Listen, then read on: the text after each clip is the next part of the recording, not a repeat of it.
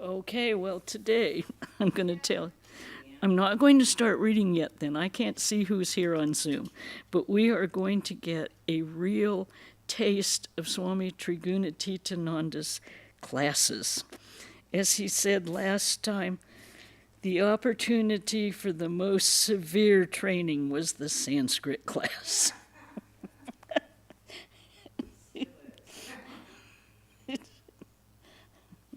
And we will hear how only the brave could do it. They were too afraid not to sign up, and they were afraid to sign up. So,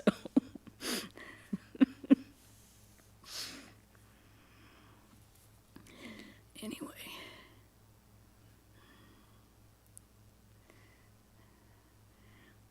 Well, I will say good afternoon to everyone that I can't see.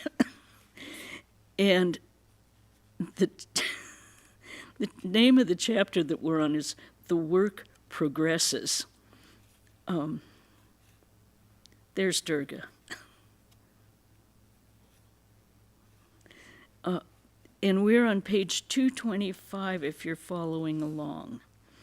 We read last week his rules for the temple and governing of the temple. Now, an opportunity for the most severe training was the Sanskrit class, a short-lived but memorable episode in Swami Trigunatita's ministry. The class, also called Teacher's Class and Adept's Class, was held in the Swami's office on Monday evenings between 9 and 10 o'clock, immediately following the Gita class. The Sanskrit class was a sort of extension of a larger, slightly less selective class called the Yoga class, which had been formed to supplement the training at Shanti Ashram, and which was itself hard tapasya for the students. In Kara French's reminiscences, one finds there is a footnote here that it's only the society doesn't have any much record of what went on in the yoga class because they didn't bother with that. They did put in their notes the Sanskrit class. But in Kara French's reminiscences, one finds the following about the yoga class. He had told the men and women not to talk to one another, not to shake hands, not to sit together, even husbands and wives. The women on one side of the aisle, the men on the other side in the auditorium. No one was compelled or obliged to belong to this yoga class, but for the students who did, it was expected that they were to accept the rules and the discipline. No more murmuring and no more complaints.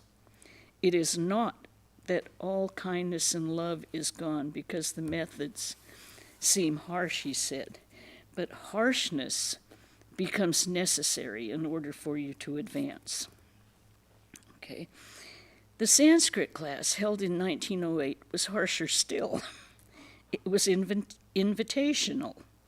The invitation from Swami Trigunatita being both a great honor and a sentence of execution. The execution of the ego. The students were given due warning. Those whom he asked if they would like to join the Sanskrit class, wrote Mr. Allen in his notes, were told, in the Sanskrit class we have no heart, only teeth and claws. Among the brave who accepted the Swami's invitation, though it may have been a braver act not to, were Mrs. Peterson, Mrs. Petty, Mrs. Wolberg, Mrs. French, Mrs. Allen, Dr. Lucy Chandler, Ida Ansel, Mr. Horvath, Mr. Brown, Mr. Merkins, Mr. Schenderling, and Mr. Allen. The Sanskrit that was taught was minimal. With the aid of elementary primers, readers, and grammar, Swami taught us rudimentary Sanskrit, the divine language. Kara French wrote, little attention was given to the grammar. That's a lifetime study. But he urged upon us, drilling us and correcting our wrong pronunciation, the alphabet, a small vocabulary, and the intoning of certain chapters of the Gita, the divine discourse. What?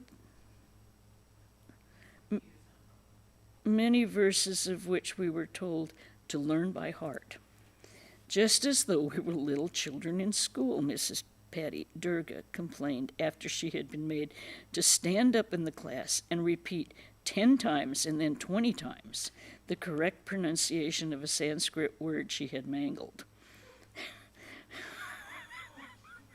But I tell you, and this was, is he not a Bengali teaching Sanskrit?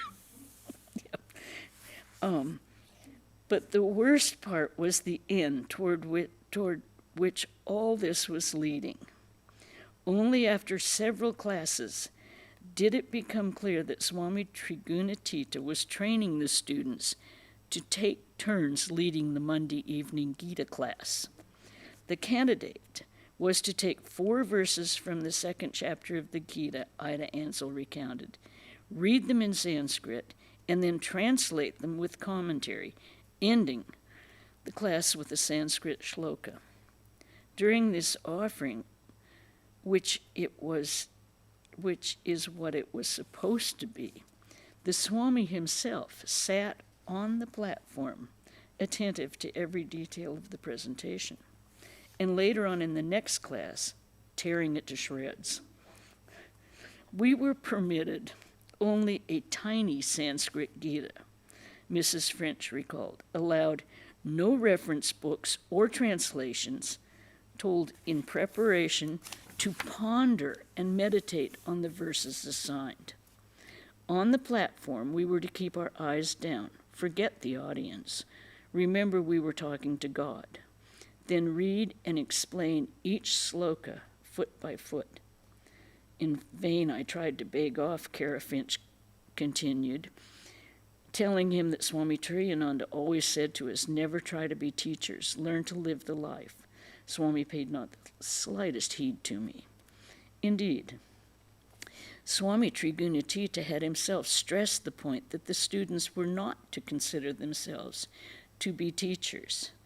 In her notes from the yoga class, Kara French later found the following: impress on your mind you are not teachers.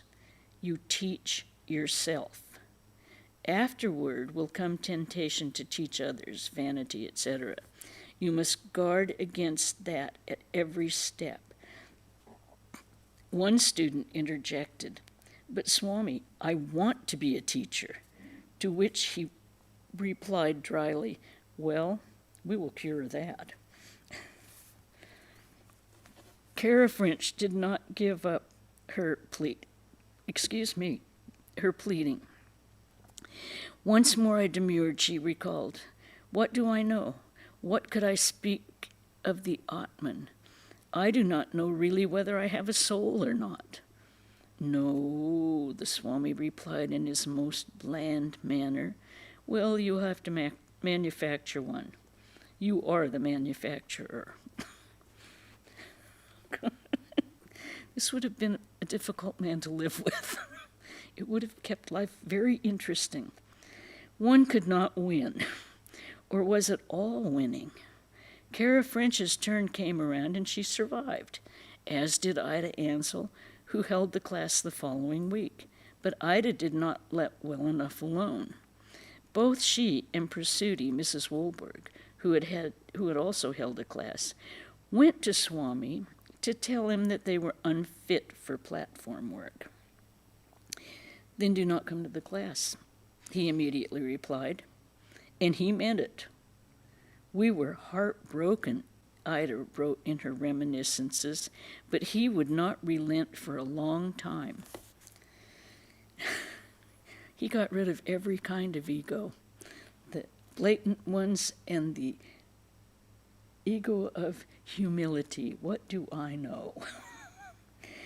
As if this assignment of the Gita was not enough, Swami Trigunatita would soon read out a list of those students who, in rotation, were to give public lecture on successive Sunday afternoons. In reading this, I mean, it's amusing, but you wonder if he knew that he would not survive for very long in San Francisco, that he had that insight and he was really preparing the center to go on without him. Perhaps all the students agonized over this assignment, but on August 2nd, without any ado that we know of, Mr. Merkins of the monastery was the first student to give a public lecture in the temple. Next, on August 9th, would come Mr. Kruger, whose subject was how to attain to the state of samadhi. Mrs. French's turn was to come next. It was she who recorded her panic. I was appalled. Whenever I saw Swami, I begged, pleaded, argued, until his patience exhausted. He told me bluntly I could choose between doing as he told me or giving him up as a teacher. He knew well that that would bring me to terms. Still, I entreated. If I must do this, to please designate the topics on which I was to speak in the ensuing 4 months. Peremptorily, he dismissed me. You will please have the 4 subjects of your lectures here at this same time, tomorrow morning. There was no way out, barring a miracle. And to Mrs. French's enormous relief, though at great expense to the Sanskrit class, a miracle of sorts happened. One learns of this through the Society's minutes. On Monday, August 3rd, 1908, it was Dr. Chandler's turn to hold the Gita class. Dr. Lucy Chandler. The minutes for this event read, she did not read from the Sanskrit as the other students had done. Instead, used an English translation. The minutes for the following day, Tuesday, August 4th, read without comment. Tonight, the Sanskrit class, or Adepts class, has been stopped. The primary Sanskrit class, which was introduced and held by Dhirananda, has also been stopped. Most of the students expressed their great regret for this. Mr. Brown, Mr. Allen, Mrs. French, Dr. Chandler, Mrs. Allen, Mrs. Alexander discussed with great regret so that the class might be continued. No amount of pleading would change Swami Trigunatita's mind. The Sanskrit class was finished. Finished along with it were the students' lectures and classes, which, it should be noted, the members of the society had loyally attended. It is good I had the Sanskrit class. The Swami would say a year or 2 later, I gave it up. There was so much of vanity, egotism, and jealousy. Yet the very purpose of the strict discipline in the Sanskrit class and the yoga class was to kill the ego, as he had explained to Mrs. French, who had questioned the use of such harsh methods in the West.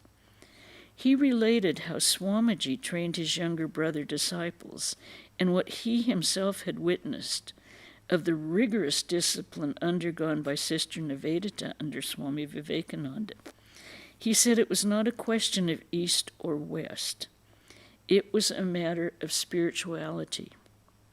If one wanted realization, whatever one's religion might be, the methods might vary, but the training given by a real teacher would be the same.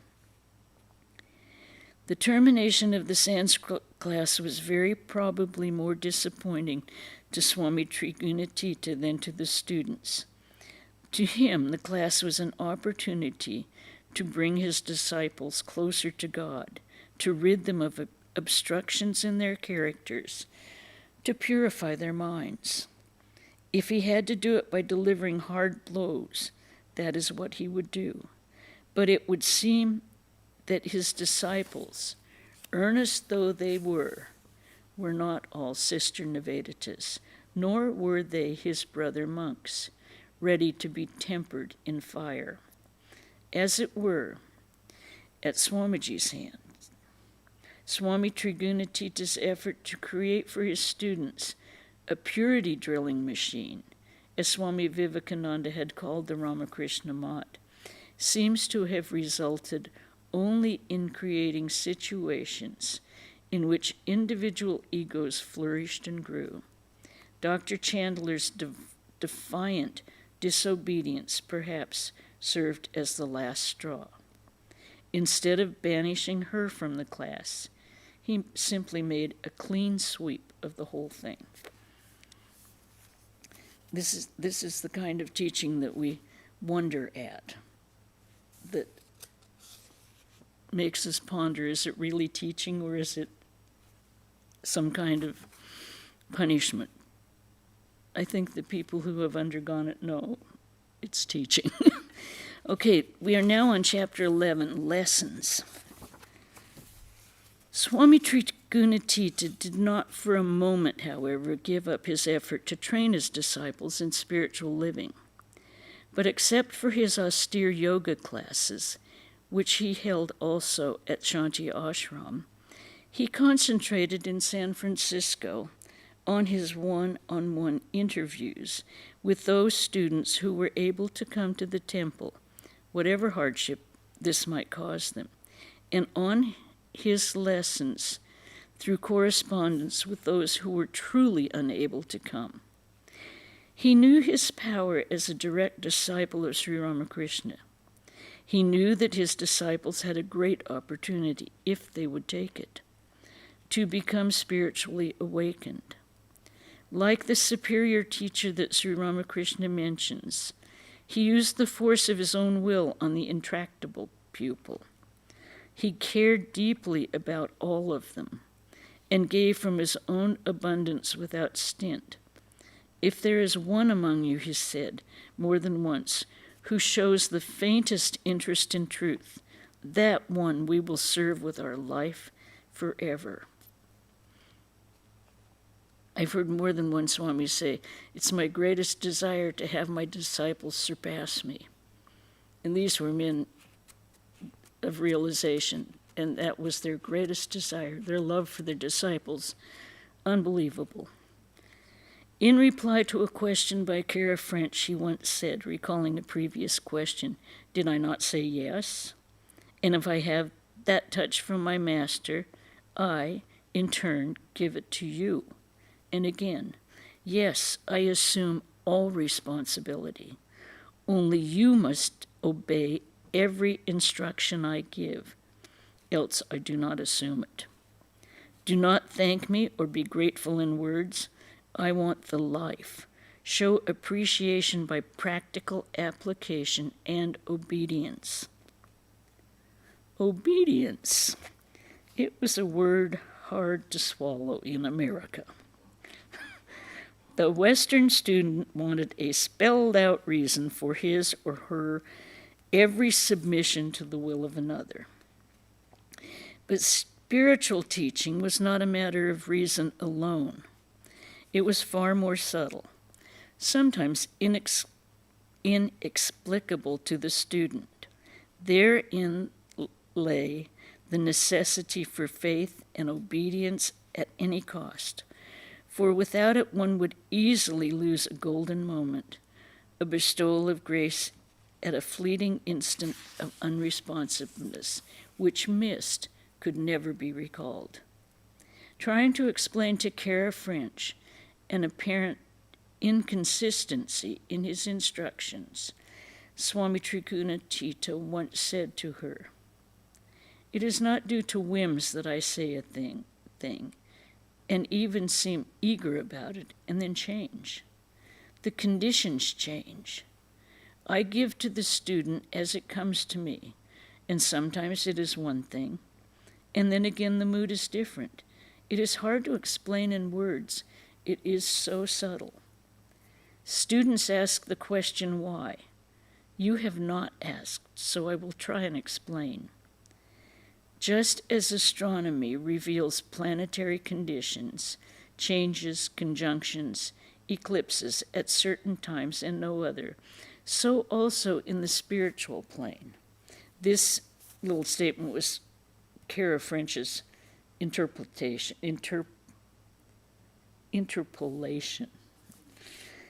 An opportunity comes for these conditions. It may not happen again in 20 years or in a lifetime. If one is fortunate to take those opportune moments, it's very good. Otherwise, it's gone.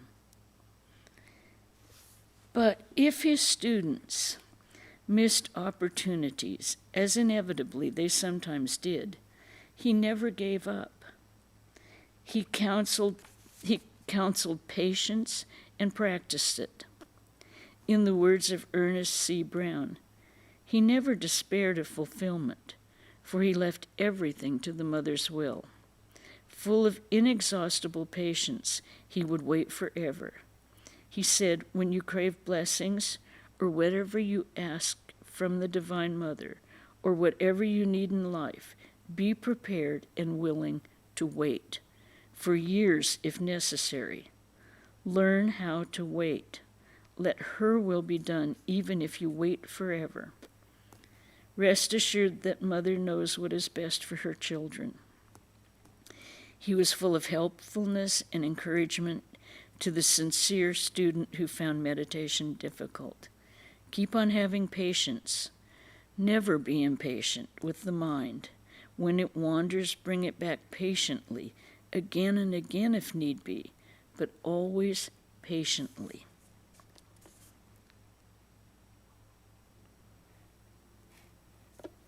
How many cherished lesson books must have existed?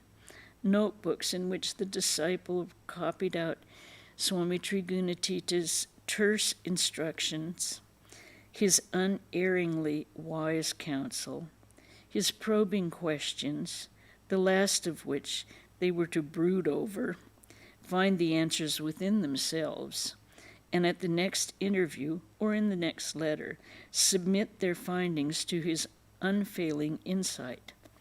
Like a Zen master or an ancient rishi, he would sometimes send them back with the same question, to think on them again, or satisfied with their reply, would take them forward to a new one. The process was, of course, unending, demanding, and as the student progressed, more and more stringent. But the lessons were always to the point, transforming and filled with the power only one step removed from Ramakrishna himself. It is not surprising, due to their extremely private nature, that today almost none of these lesson books are extant. We are fortunate, however, to have two sets of lessons that can, I think, be thought of as representative. In any case, they show how the Swami dealt in correspondence with the beginner and in interview with a highly advanced student. We also have Kara French's unpublished memoirs, in which she often recalled his instructions to her, and noted down his advice, his loving consolations. Then, too, there are Ida Ansel's reminiscences of Swami Trigunatita, as made available to us by Pravrajaka Brahmaprana in her serial article, Ida Ansel, Flaming Upwards. Let us start with the correspondence between the Swami and his Los Angeles student, Gertrude Topham. Gertrude came to Southern California in 1903 from Philadelphia, where she had worked as a bookkeeper in a business firm. In Philadelphia, she had had a vision. To quote her words, I awakened one morning with a great peace surrounding me, and there before my eyes was a holy vision of Ramakrishna and Holy Mother, sitting together on what seemed to be a high platform. Now, I had never heard of Ramakrishna or Holy Mother, but I lay there with a quiet mind looking at them. They were both in yogic posture, though at that time I did not know the posture by name. The next year, probably early 1903, Miss Topham and her sister set out for California. They had $100 between them and no prospects that we know of. A fortune teller in Philadelphia had told Gertrude that she would make a journey and meet a man who would strike the shackles from her wrist. Upon her arrival in Pasadena, she was almost at once thrown into the orbit of Vedanta. She met a friend of the Mead sisters, at whose Pasadena's home Swami Vivekananda had stayed in 1900, and inevitably she learned of Swami Trigunatita. As the reader may remember, Swami Trigunatita made his first visit to Southern California in the last week of April 1903, and remained until July of that year. He made a second visit in the spring of 1904, and not until early in 1911. Just 1 second. He made a second visit in the spring of 1904, and not again until early in 1911. Swami Satchidananda being in charge of the Southern California work in the interim. It would seem clear, therefore, that Gertrude Topham became Swami Trigunatita's student during his early visits, and at that time had private interviews with him. Her correspondence with him seems to have started in January 1909, the date of the first of her written lessons. During the intervening years, her lessons had been discontinued for reasons perhaps best known to herself. They now resumed, possibly at her plea, to which the Swami replied in January 15, 1909. His reply: "Once a month you may write to me a very short letter with a self-addressed envelope with a postage stamp on, enclosed for your lessons, if you wish." Gertrude Topham certainly so wished. The following month the Swami wrote, "Have you got your old book in which I used to give you lessons in 1903 or 1904?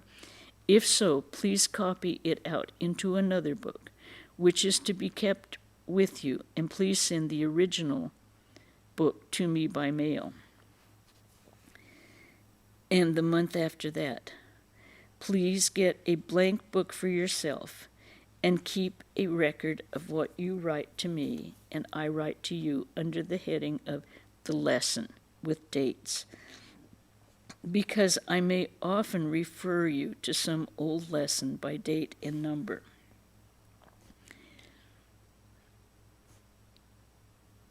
Now I think,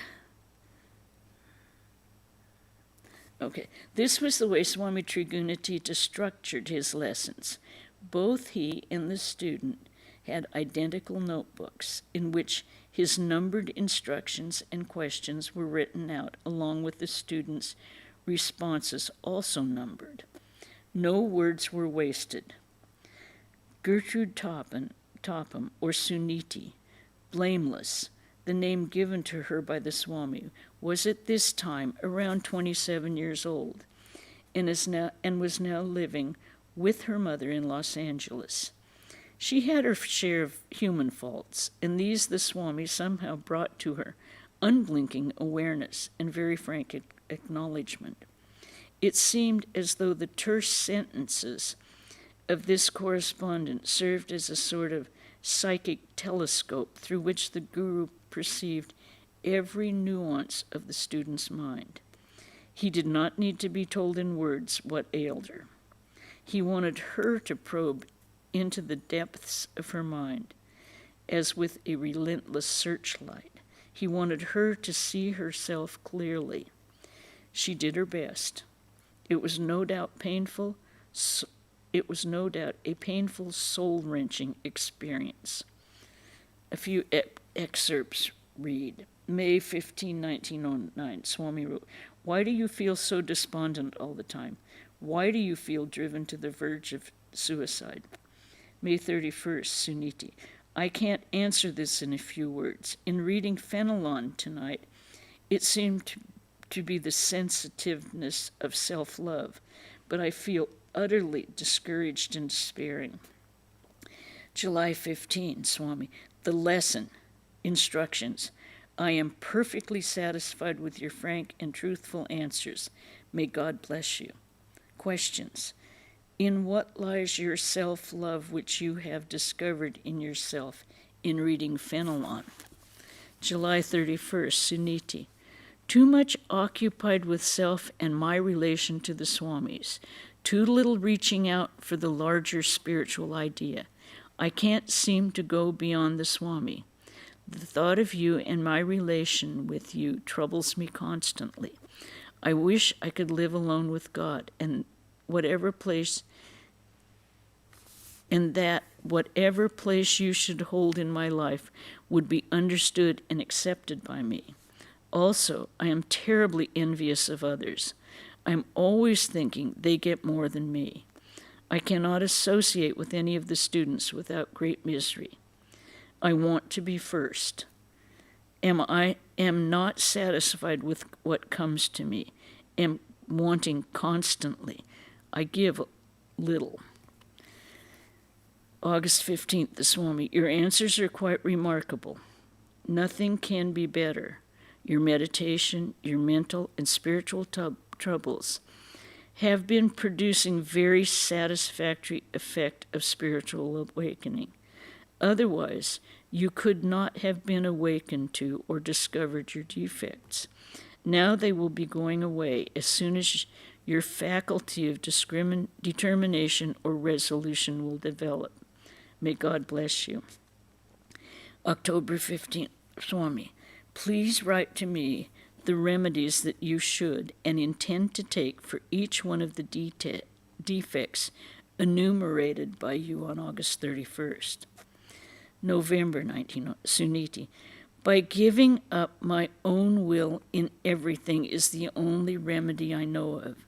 Yet it would seem that if I had a teacher and guide, by cooperating with him, these might disappear. I do not know how to answer that question. Swami wrote in November, any other cooperation from your spiritual teacher than what you are getting now will be the cause of your destruction. So thank God that you are under best guidance. When you suffer, you yourself are the cause. Please do not imagine much, and you will be free. And so it went. And then we're going to stop there. This you can see by reading this how absolutely sincere and self-searching she was. I mean, this is difficult stuff to go through, to look at your mind that carefully, but that's what's necessary in spiritual life if you want to realize God in this life. Now, any questions? Okay, no questions. I'm going to read you some things. Now, you all know that next week, Monday, is Memorial Day. And we, in Southern California, sign up to read the complete works of Swami Vivekananda. If you want to have even if you don't want to have, please contact Vrajaprana or myself or Durga by email, and we will give you the pages to read. We will give you both the pages online and in the book, whichever you have. Please let us know which one. We will send you the link to the online complete works of Swamiji, and you will read the pages that we say. But don't sign up in two centers. Keep yourself. Yep, keep yourself here. And I think all of you have our contacts. Everyone that I see on Zoom now. This Saturday, we will not have the gospel class because Swami Sarvadevananda is here this weekend, so we will have the Gita class at 5, his Gita class. And then he is giving the talk on Sunday, Swami Sarvadevananda, Buddha and Shankara. So I hope to see you all then, and it's good to see you now. But be sure and contact us so we can get you signed up for a reading. And you read it on Monday, anytime on Monday at your place, and then please tell me that you did it, or tell Vrajaprana Durga that you... Yeah, don't read it Saturday, Sunday. Don't read it as soon as you get it. Save it till Monday, because the idea is we all read the complete works together on one day. Okay? This is as complicated as Swami Trigunatita's instructions. Okay, any other comments? Good to see you, Liam. Good to see you, Sunanda. And Lido, with the universe behind you. Okay, right. Om Shanti, Shanti, Shanti. Sri Ramakrishna Arpanamastu. See you.